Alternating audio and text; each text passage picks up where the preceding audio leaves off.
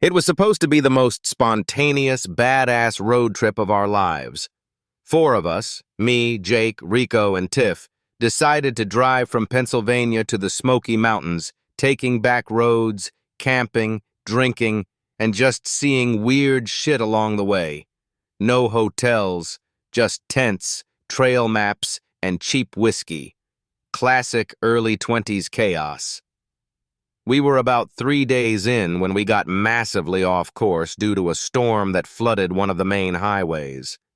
Google Maps kept rerouting us until we were on roads that weren't even paved anymore. Just gravel, mud, and trees. We should have turned back, but we were all stubborn and kind of thrilled by how off the grid it felt. That's when we saw it. A rusted iron gate, half open.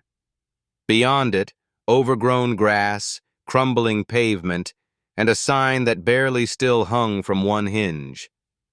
The paint was peeling, but you could still make out the words, Raven Hill State Sanatorium. Jake was the first to speak. No fucking way. He pulled the car over, and we all stared at it. This place looks like it belongs in a horror movie, Rico muttered, leaning forward from the back seat.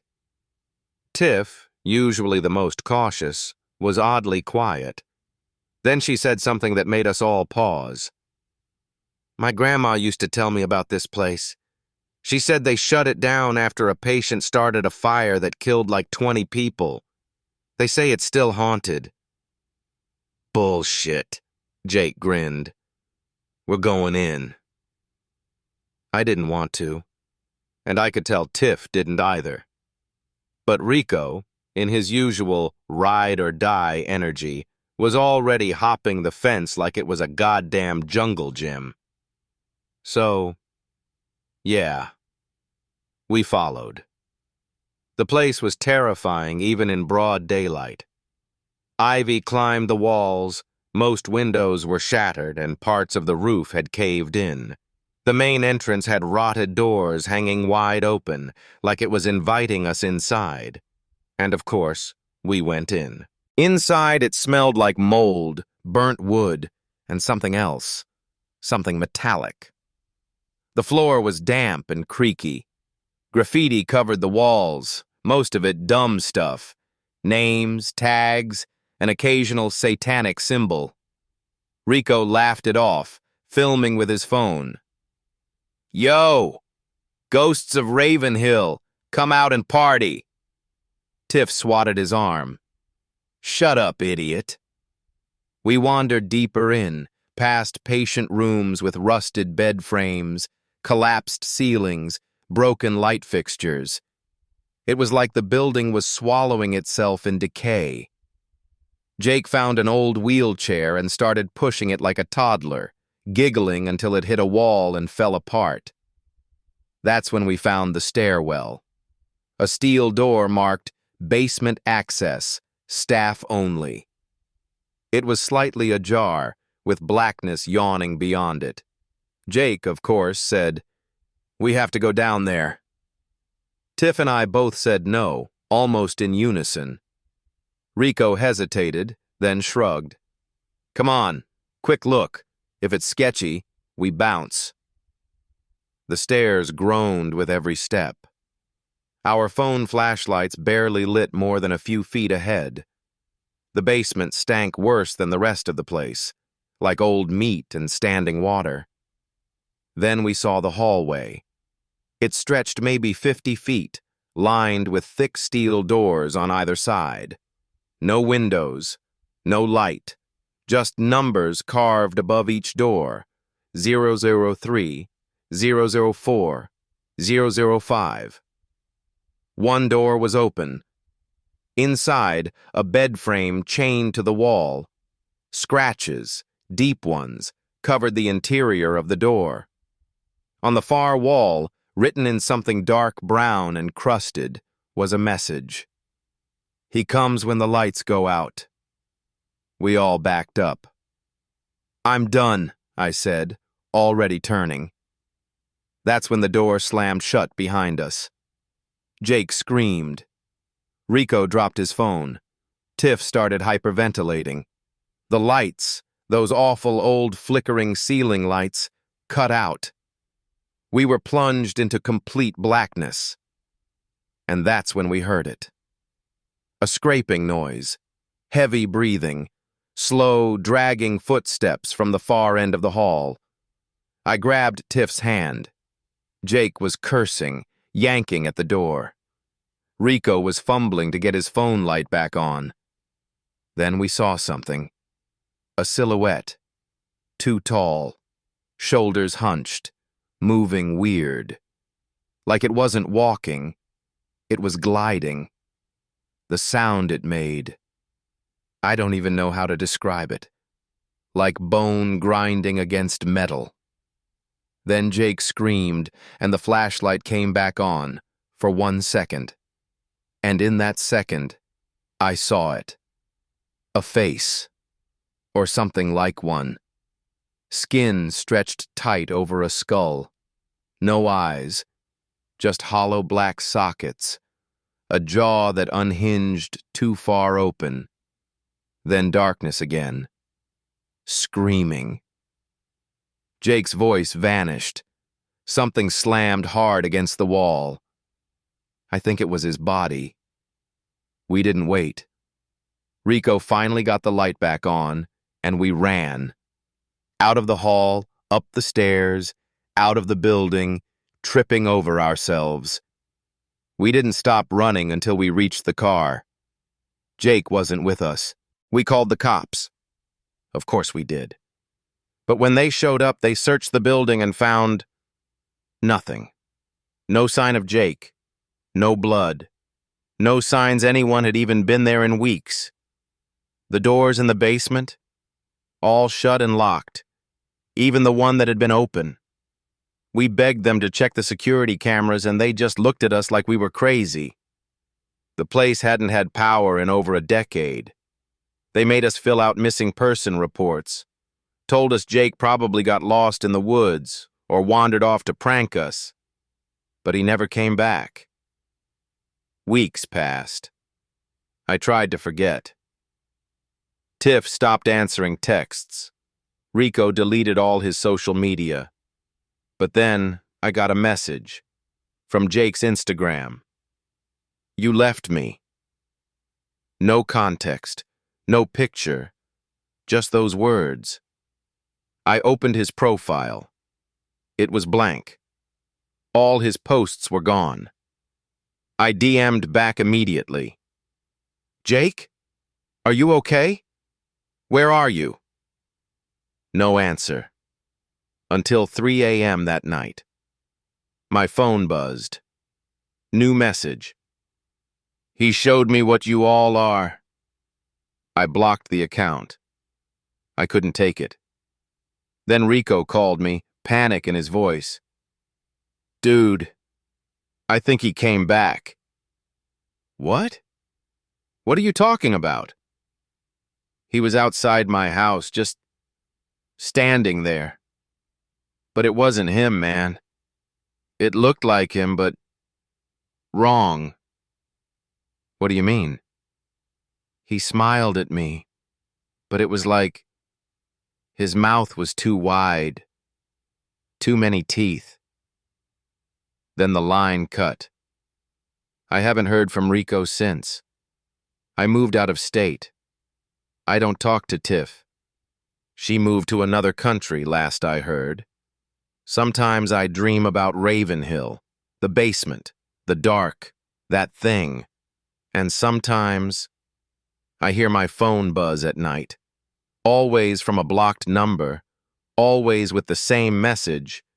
You brought it out.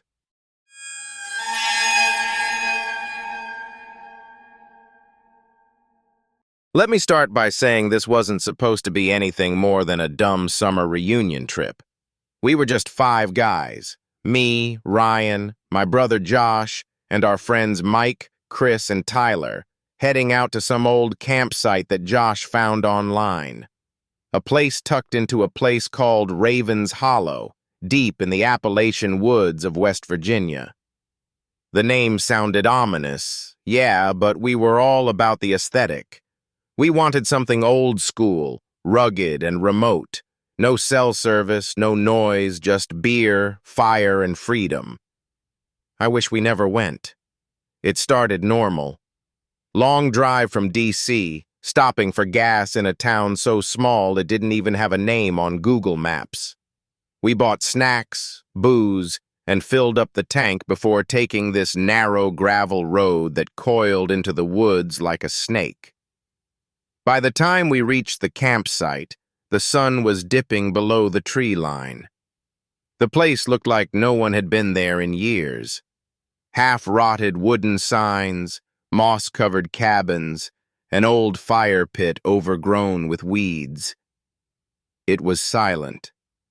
Not the peaceful kind of silent, more like the nothing's alive out here anymore kind. Ryan joked that it looked like something out of a horror movie. Everyone laughed, but it did. Still, we set up our tents, cracked open a few beers, and lit a fire. Josh pulled out a Bluetooth speaker, and we were messing around, telling old college stories. That night, we heard something. It was around 2 a.m.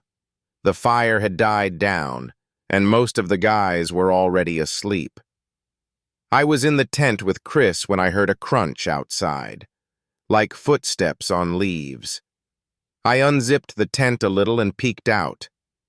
Nothing. But then I noticed something weird. The woods looked darker than they had before, like something was absorbing the moonlight. I stared for maybe a minute before something moved. A figure, human-shaped, just standing in the distance between the trees, not moving, not even breathing. I blinked, and it was gone. I told myself it was my imagination, a trick of the shadows. The next morning, I didn't say anything, but that day, things got worse. We tried to explore. There was an old mess hall at the top of a hill, and what looked like a crumbling watchtower farther off. Ryan and Mike went to check it out while the rest of us cooked. An hour passed, then 2. When they finally came back, they looked off. Mike's face was pale, and he didn't talk much. Ryan had this weird scratch on his neck he said came from falling on old metal. They didn't want to talk about what they saw, just kept saying it was nothing. That night, Mike didn't sit with us. He stayed in his tent. And then, just after midnight, he screamed. Not just a startled yell, but a full-on blood-curdling scream, like someone was tearing him apart. We all sprinted to his tent and ripped it open. He was gone. Not a single trace. No blood, no torn fabric, no drag marks. Just gone. We started yelling for him, running around the woods with flashlights, but nothing.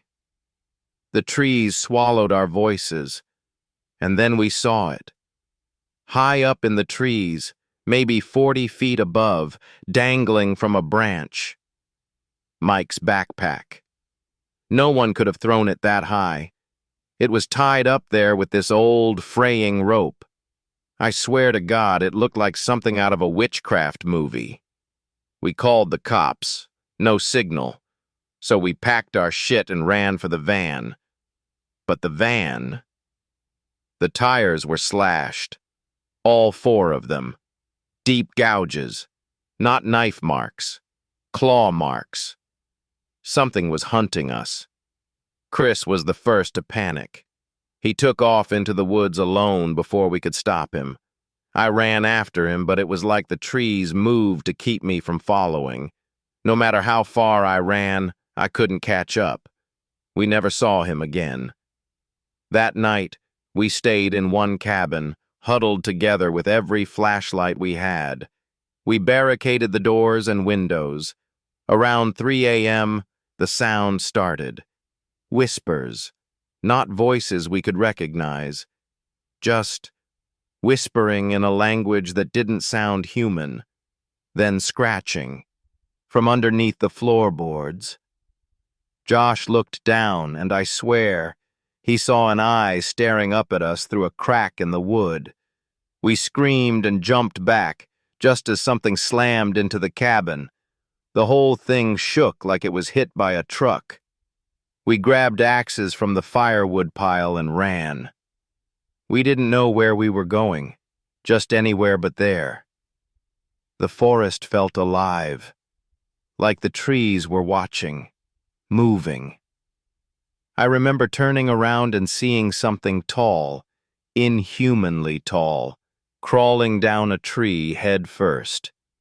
Its limbs were long, twisted, like a spider's, but with human hands. It had no eyes, just skin pulled tight over where a face should be. We ran all night. At dawn, we found a river and followed it, hoping it would lead us somewhere. Tyler slipped on a rock and fell in. We tried to grab him, but something pulled him under. Not the current. Hands. I still hear his scream. We finally found a dirt road and flagged down a passing ranger truck. We were dirty, bloody, in shock. They took us to the station. We told them everything. They sent a search team. They found nothing. No sign of Mike, Chris, or Tyler. No cabin. No campsite. No signs anyone had ever been there. Not even tire tracks from our van. The area they searched? It was government land, closed off since the 1980s. Records say a fire destroyed the old camp and everyone inside. That was 40 years ago. We checked satellite maps later. That road? It didn't lead to any known location. It wasn't even on the maps. It took me months to sleep again. Ryan doesn't talk anymore. Josh moved to Canada and won't respond to texts. And sometimes, late at night, I get these messages. No number. Just, Raven's Hollow is still hungry. I moved across the country, but I still hear whispers sometimes. And once, I woke up with dirt on my feet and rope burns on my wrists. Thanks for watching and staying till the end. If you liked this story, hit the like button and don't forget to subscribe. You never know what's coming next.